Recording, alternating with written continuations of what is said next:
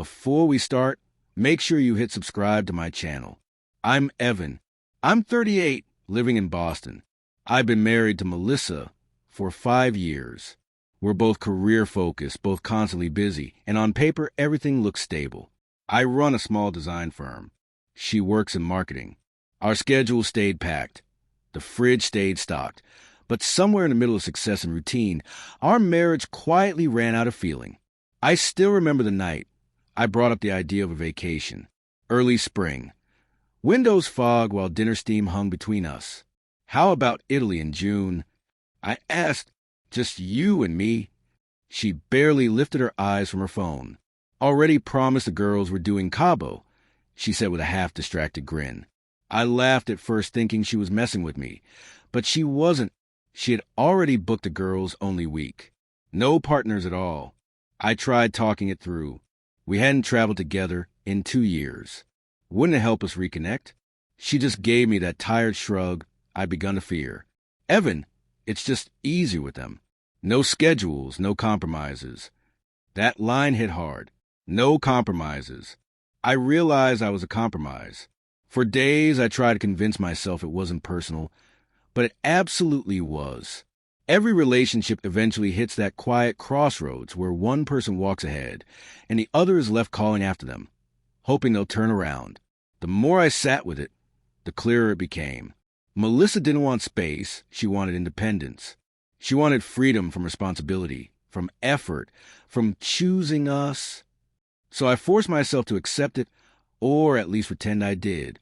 A week later, I asked her casually when she was going. She told me the dates. I nodded, smiled, and booked flights to Cabo too. Not for us, for her crew. I rented a private villa and sent out friendly invites to all her friends. Group trip on me. Bring your partners if you want. Melissa deserves the company. When I hit send, it felt like equal parts guilt and strange satisfaction. It wasn't revenge. It was clarity. I just wanted her to feel the reality of what she had been choosing. 3 days later, my phone wouldn't stop blowing up. Her friends were hyped. Free villa? Paid flights? Open bar? But Melissa didn't respond at all. That silence answered everything. Later that night, she finally spoke. You invited them? All of them. You said you'd rather travel with your girls. I replied, I figured I'd make it easier for you. She just stared at me, trying to piece it together. That's petty, Evan. Maybe, I said, but it's still generous. The tension just lingered. Then her friend Tara called asking if it was actually real. It is, I said. See you there. By June, Melissa still hadn't confirmed. I didn't pressure her. I packed and flew out anyway. When I landed, I settled into a sunlit villa by the ocean. Within hours, her friends were there, laughing, drinking, taking pics. Melissa wasn't with them. Later that night, I sat on the terrace while waves crashed against rocks. Tara raised her glass toward me. Your wife should have come. She'd love this. Maybe next time, I said, but I already knew there wouldn't be one. Later, I checked social media. Dozens of posts. Everyone tagging the villa. Tagging me. Tagging #CaboVibes.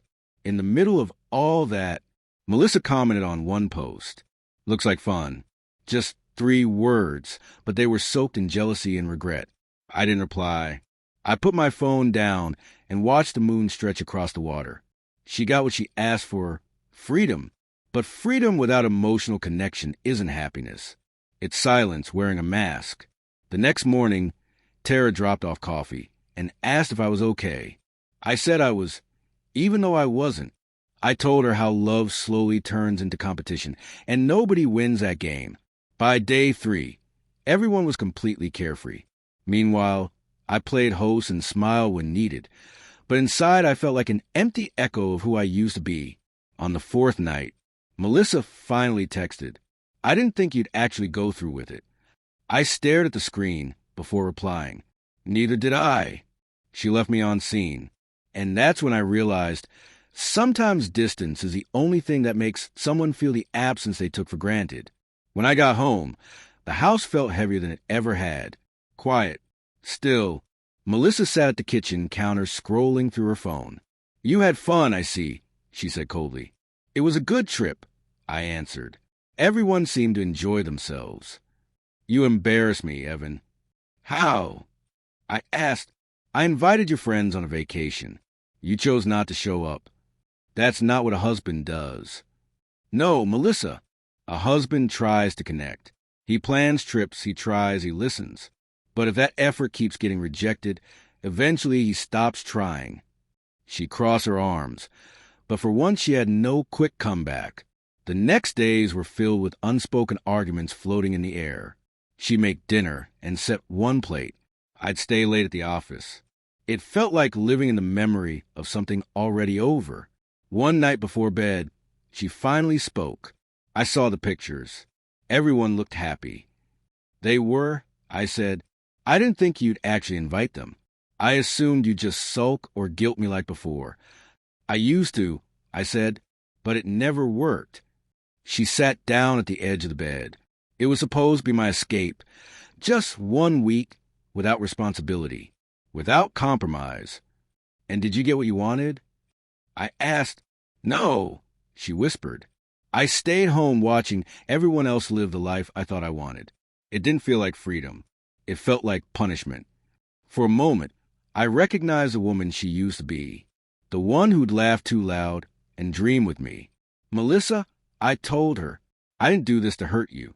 I wanted you to see how it feels when someone stops chasing you. Her eyes got glassy. Well, you made your point. I wasn't trying to make a point, I said softly. I was trying to find myself again. She reached for my hand, then stopped halfway. Can we fix this? I thought about all the canceled date nights. Her scrolling through entire weekends, conversations that always died halfway. I don't know, I said honestly. Maybe we start by being real about what we want. And over the next few weeks, something genuinely changed. She talked more. She actually listened. We took walks, shared coffee, laughed, awkwardly at first, then naturally again.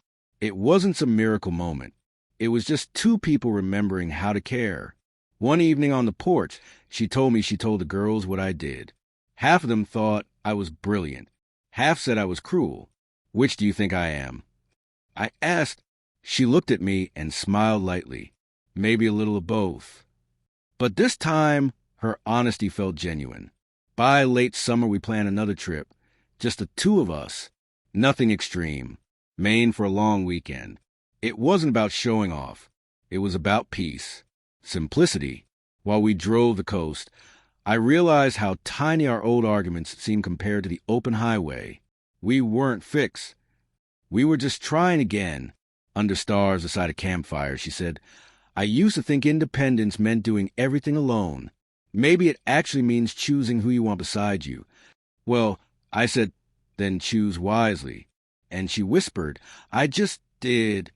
A month later, Tara texted me.